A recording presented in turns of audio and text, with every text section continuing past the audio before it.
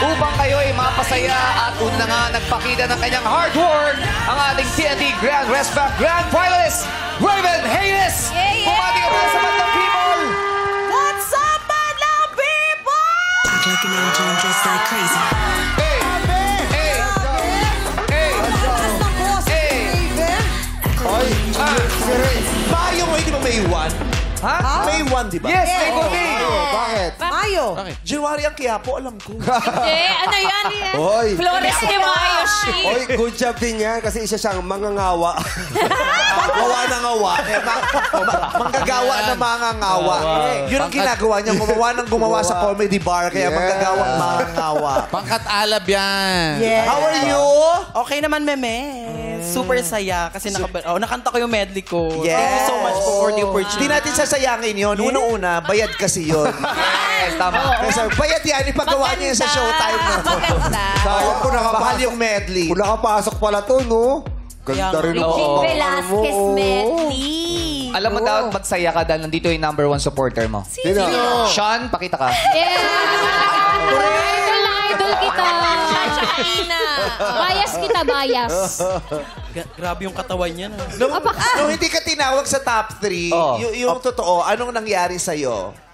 Actually, ano lang po, nalungkot din po pero masaya din po ako dahil nakapasok po yung tatlo sa top 3. Yung si Kuya Tatlo Mark. talagang papasok sa Top 3 kasi yun.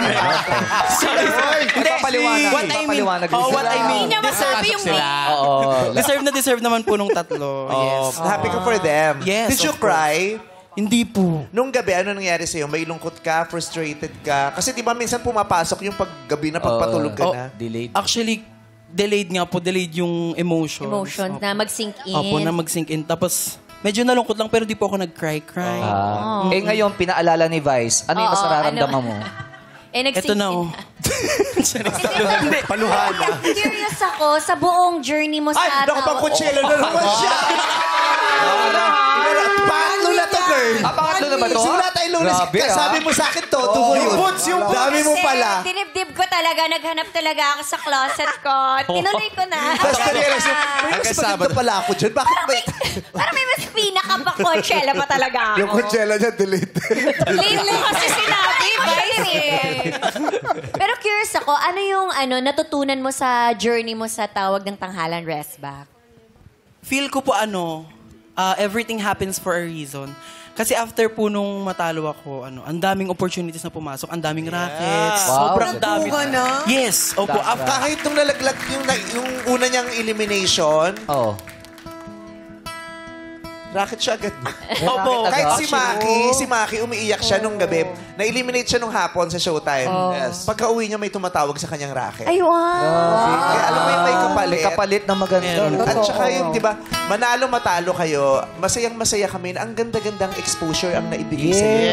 Correct. Meme. Win, super big win para sa inyo yun. Yes.